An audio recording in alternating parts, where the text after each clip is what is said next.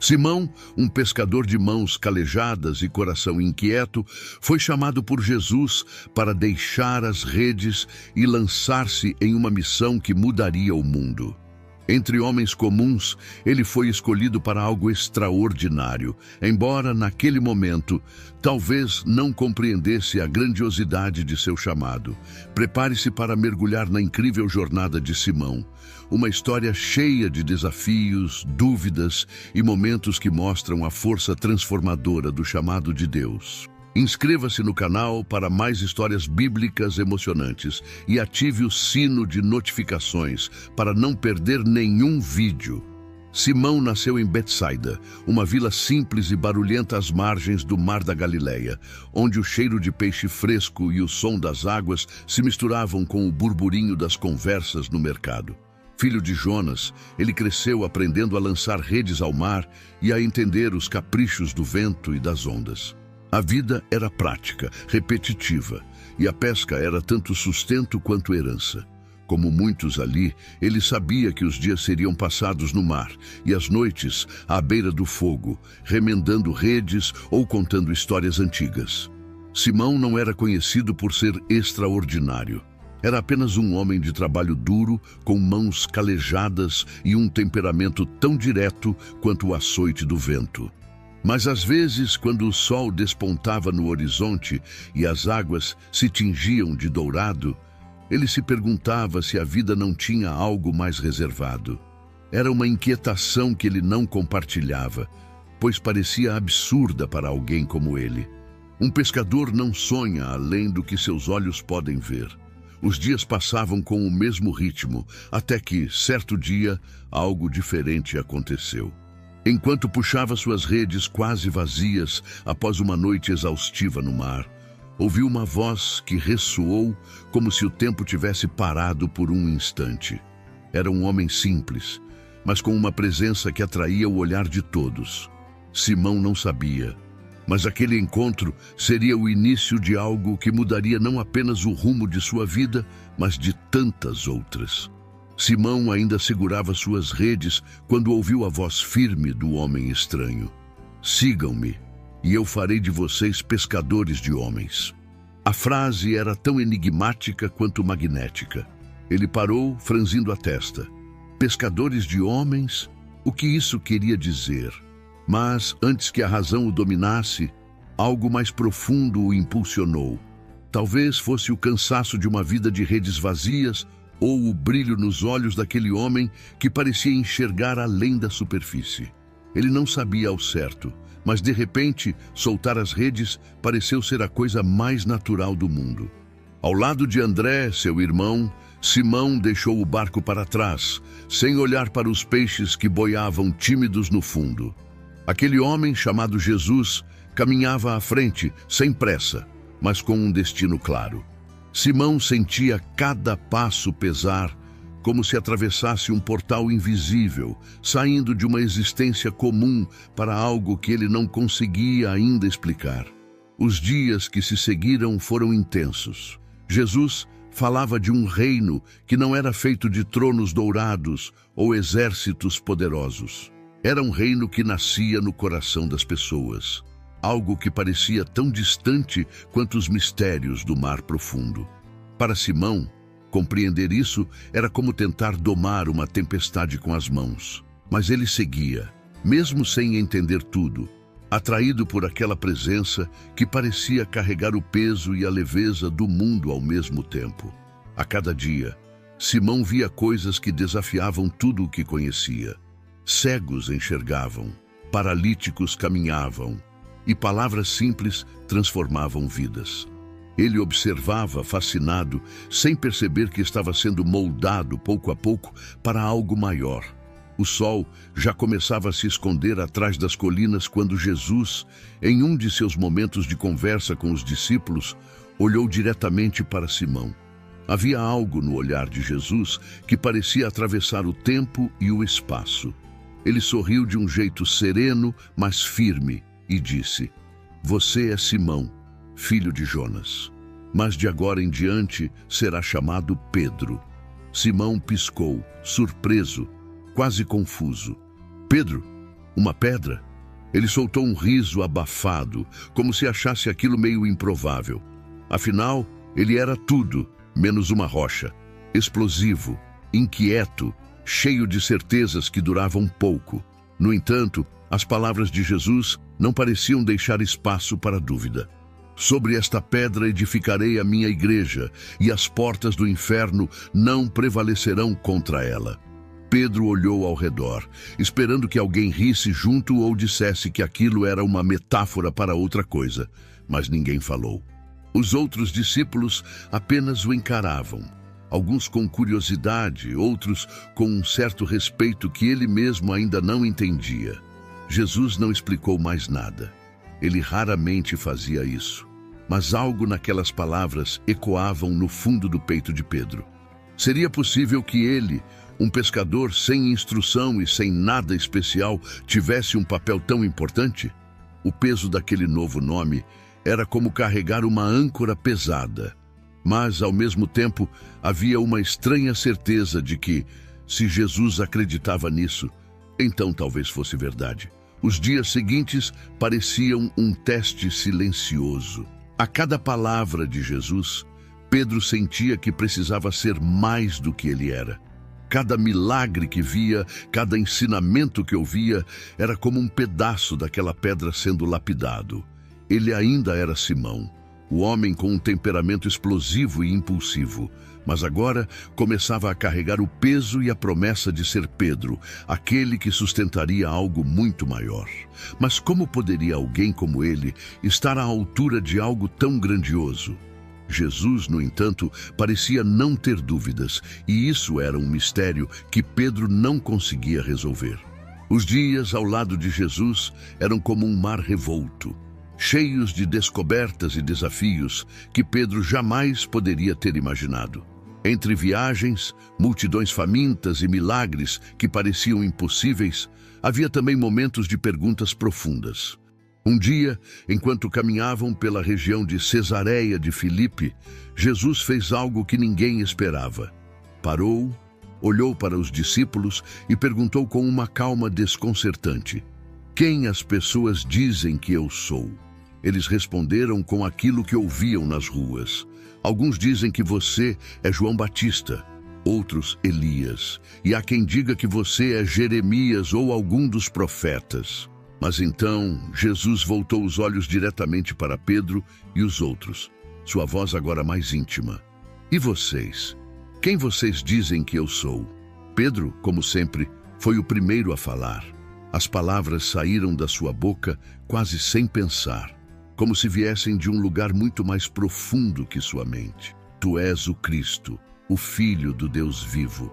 No instante em que disse isso, sentiu o peso do que acabara de declarar, como se tivesse puxado a rede mais cheia de toda a sua vida. Era verdade, ele sabia, mesmo que ainda não entendesse completamente o que aquilo significava. Jesus sorriu com um brilho de satisfação nos olhos. "Bem-aventurado é você, Simão, filho de Jonas, porque não foi carne e sangue que te revelaram isso, mas meu Pai que está nos céus." E então, mais uma vez, Jesus falou sobre a pedra. "E eu te digo, você é Pedro, e sobre esta pedra edificarei a minha igreja." Pedro engoliu em seco. A cada palavra de Jesus, ele sentia que seu papel estava crescendo, mas a incerteza o acompanhava como uma sombra. Ele reconhecia o Cristo, mas ainda não entendia até onde isso o levaria. As palavras de Jesus continuavam ecoando na mente dele enquanto seguiam viagem. Aquele momento em Cesareia de Filipe parecia ter firmado algo em Pedro. Ele tinha declarado com confiança quem era Jesus e recebido palavras que ecoavam uma promessa grandiosa. No entanto, a jornada de Pedro com Jesus era tudo menos linear. Se ele havia se mostrado forte e inspirado antes, logo sua humanidade transbordaria em uma sequência de eventos que o marcariam para sempre. Em uma das conversas com os discípulos, Jesus começou a falar abertamente sobre o que estava por vir. Disse que seria rejeitado, sofreria nas mãos dos líderes religiosos, seria morto e no terceiro dia ressuscitaria. Pedro ouviu aquilo e sentiu um aperto no peito. Aquilo não fazia sentido. Como alguém como Jesus poderia sofrer? Como ele, que era o Cristo, poderia ser entregue nas mãos dos homens? Pedro, tomado pela sua impulsividade habitual, puxou Jesus para o lado e o repreendeu. "Isso nunca vai acontecer, Senhor", declarou cheio de convicção. Mas a resposta de Jesus foi dura, tão dura que Pedro sentiu o chão tremer sob seus pés. "Para trás de mim, Satanás. Você é uma pedra de tropeço para mim, porque não pensa nas coisas de Deus, mas nas dos homens." As palavras caíram como uma rede pesada sobre Pedro. Ele, que havia sido chamado de pedra para a igreja, agora era uma pedra que poderia fazer Jesus tropeçar. A ironia o cortava como o vento cortante no mar. Pedro tentou absorver aquilo, mas a realidade do que Jesus dizia parecia grande demais para ele entender. Era como uma tempestade que ele não conseguia prever nem controlar. E mesmo assim, continuava seguindo. O que mais podia fazer? A promessa que carregava era maior do que seu entendimento. Ele apenas sabia que, de alguma forma, teria que provar que era digno do chamado que recebera, mesmo que o caminho fosse cheio de tropeços. E, mal sabia ele, os momentos mais difíceis ainda estavam por vir. O vento soprava forte naquela madrugada, e as ondas se erguiam como muralhas líquidas no mar da Galileia. Pedro estava no barco com os outros discípulos, remando contra uma ventania que parecia querer engolir a todos. O cansaço pesava nos braços, e a escuridão do céu era cortada apenas pelo brilho distante das estrelas, quando, de repente, eles avistaram algo no horizonte que fez seus corações gelarem. Uma figura vinha caminhando sobre as águas. Era impossível, surreal, como se o próprio mar tivesse ganhado vida. Os discípulos gritaram, assustados. "É um fantasma!"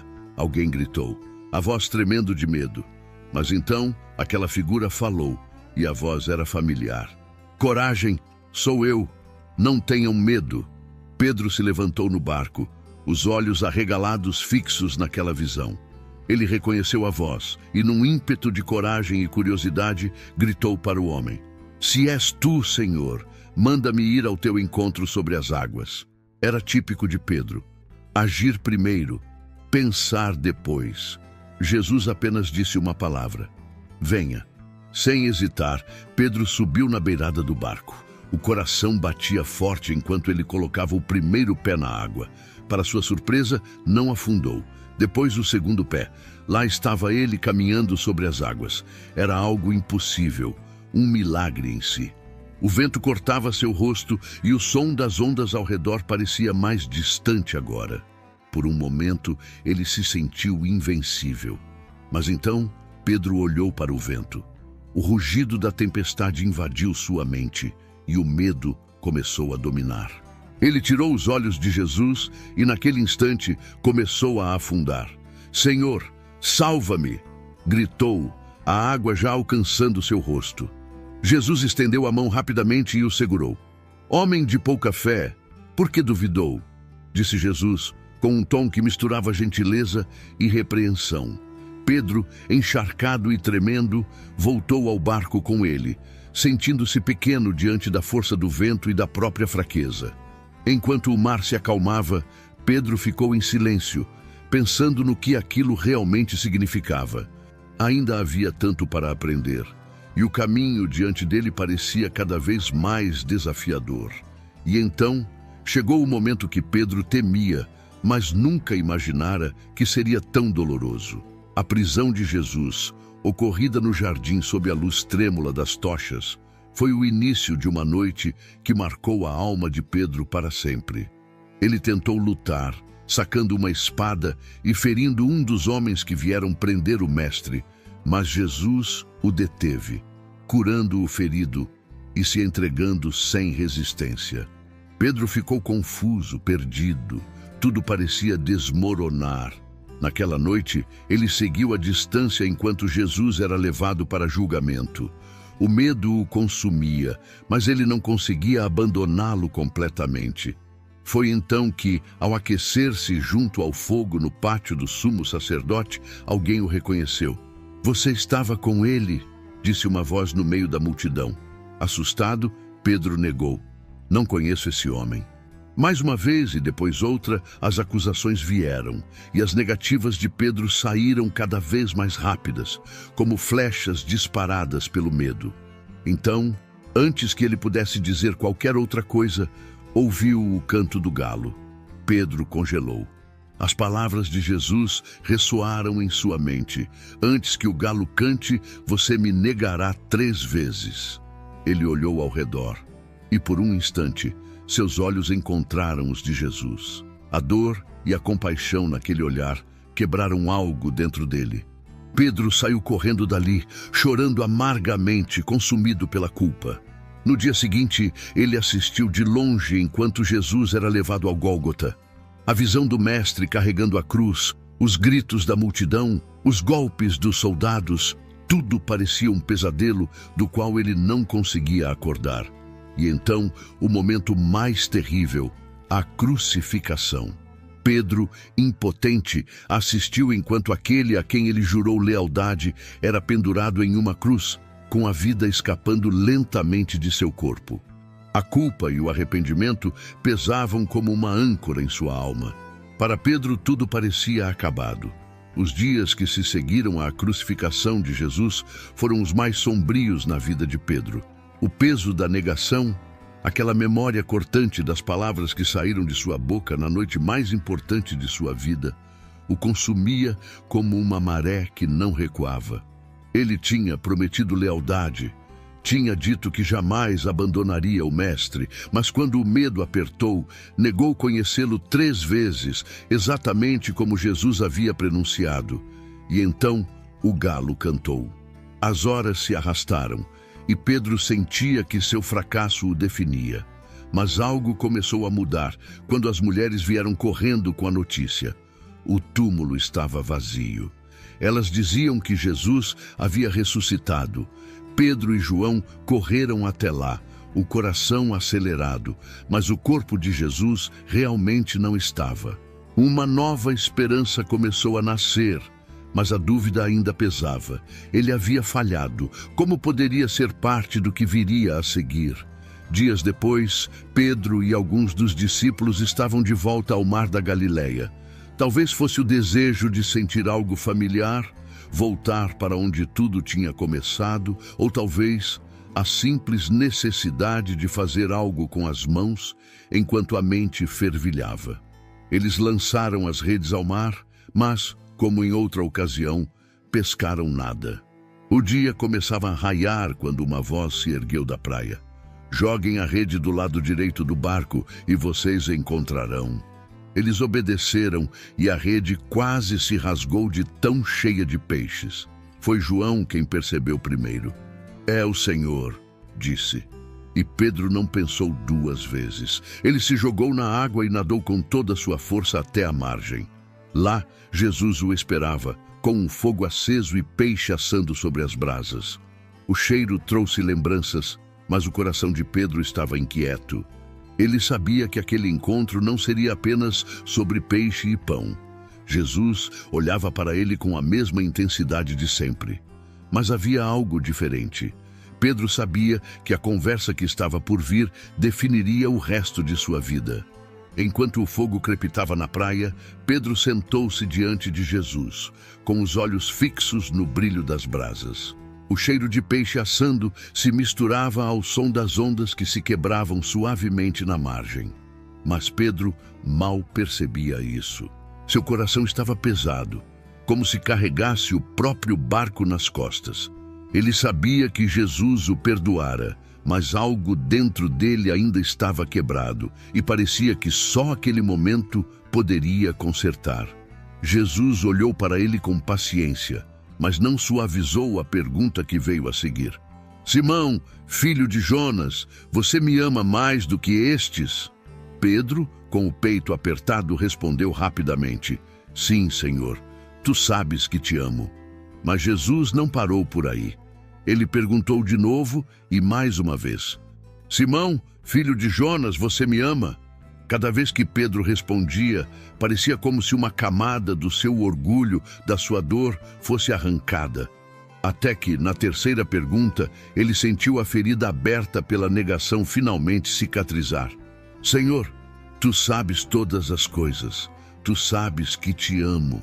Jesus, então, olhou para ele com aquele mesmo brilho nos olhos que Pedro havia visto tantas vezes antes.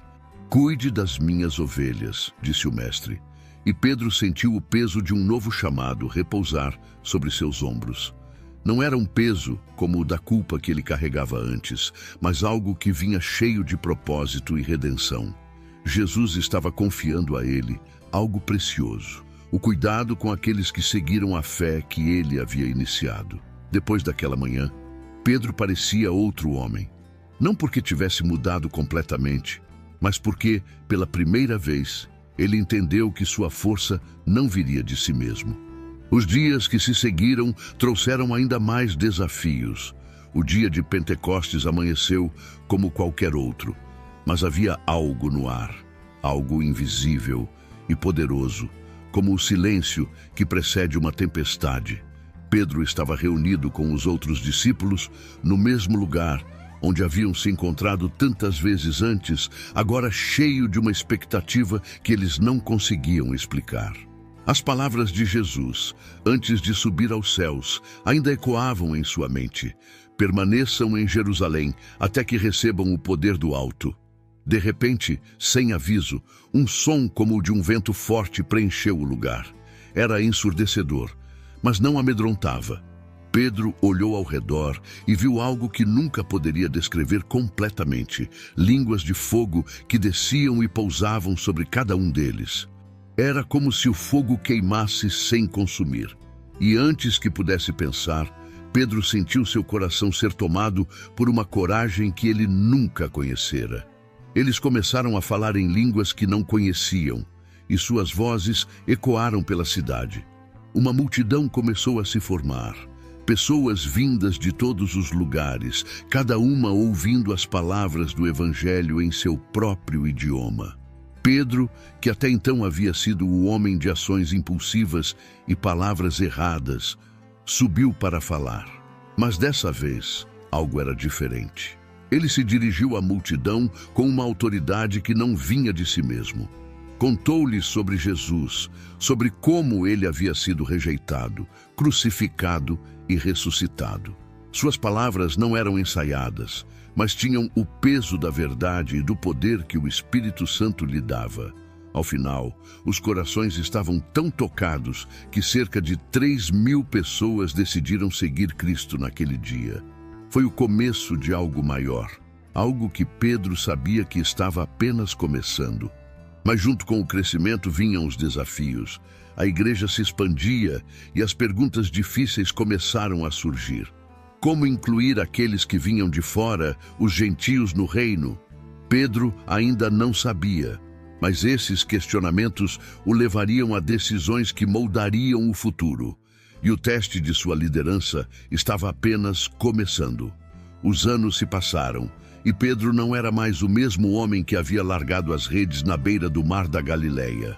Ele havia se tornado um líder respeitado, alguém que guiava a igreja nascente em meio a perseguições e desafios. Mas, apesar de toda a coragem que exalava agora, sua caminhada ainda era marcada por questionamentos, tensões e decisões que exigiam mais fé do que ele acreditava ter.